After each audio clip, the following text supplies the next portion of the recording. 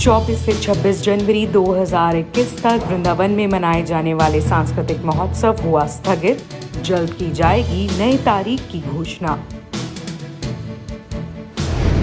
8 फरवरी को मनाया जाएगा पाटोत्सव। पूज्य महाराज ने सभी से पधारने का किया निवेदन। ब्रज दर्शन यात्रा के पंचम दिवस पर भक्तों ने की विभिन्न मंदिरों के दर्शन। रात्रि में किया भक्तमाल कथा का श्रवण। विश्व शांति सेवा चैरिटेबल ट्रस्ट के द्वारा आयोजित होने जा रहे सांस्कृतिक महोत्सव को स्थगित कर दिया गया है। महोत्सव की अगली तारीख की घोषणा जल्द की जाएगी। दरअसल पाटोत्सव की तैयारियां एवं भक्तों की दोनों कार्यक्रमों में उपस्थिति न हो पाने की असुविधा को देखते हुए महोत्सव को स्थगित किया गया है।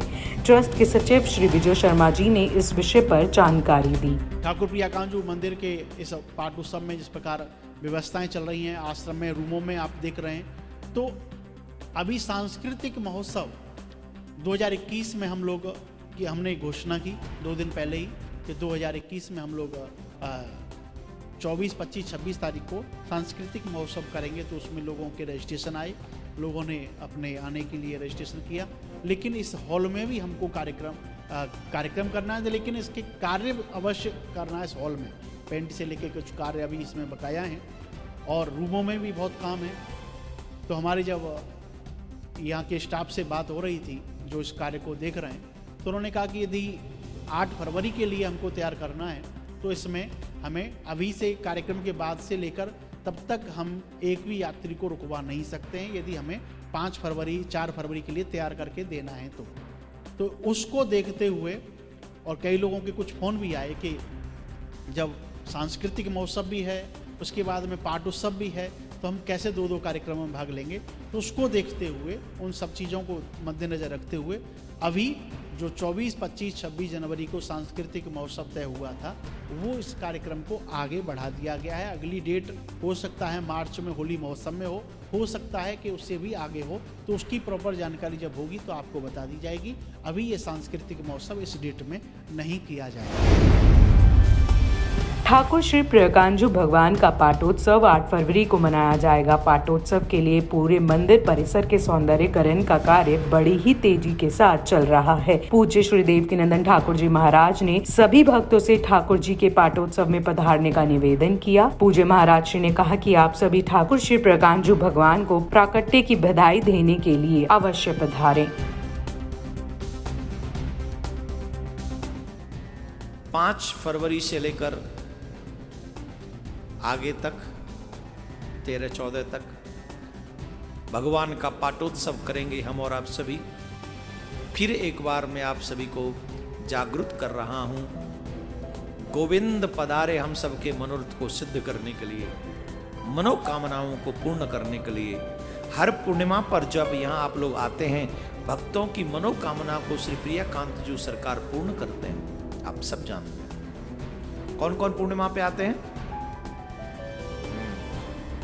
बहुत लोग आते हैं। अब यहाँ हैं ही लोग, बाहर के भी तो कम ही हैं। तो हर पूर्णिमा पर आने वाले लोगों की मनोकामना को ठाकुर जी पूर्ण करते हैं। तो उन्हीं गोविंद का प्राकट्य महोत्सव बड़ी धूमधाम से मनाएंगे और आप सब भी उसकी तैयारी करें, प्रिपरेशन करें। अपने ठाकुर को मनाने के लिए अगर उस समय तक वैक्सीन लग गई तो अधिक संख्या करेंगे, और अगर नहीं लगी, वैसे तो कहाँ, अभी तो मुश्किल ही लग रहा है, पर फिर भी भगवान कृपा करे को जल्दी हो जाए। तो आप लोग सब पधार कर कम से कम भगवान को प्राकट्य महोत्सव की बधाई देने के लिए, चाहे दर्शन करके ही आपको जाना पड़े, आपको आना अवश्य चाहिए। बोलो राधे राधे। तो जो भी उस महातैयारी में, महाआरती में सम्मिलित होना चाहते हो, कल करेंगे ये नहीं, काल करे सो आज कर, आज करे सो अब, पल में परलय होएगी बहुर करेगो। कल नाम काल का है। जो भी शुभ कार्य करना है, आइए हम सब मिलकर अपने प्रियकांत जी के दरबार को सजाते हैं और बड़ी धूमधाम से प्राकट्य महोत्सव 8 फरवरी को मनाते हैं। राधे राधे बोलना पड़ेगा। आप सभी भक्तगण प्रकोत्सव में होने वाली महाआरती में भी सम्मिलित हो सकते हैं। जो भी भक्तगण महाआरती में सम्मिलित होना चाहते हैं वो जल्द से जल्द अपना रजिस्ट्रेशन करवाएं। अधिक जानकारी के लिए कार्यालय में संपर्क करें।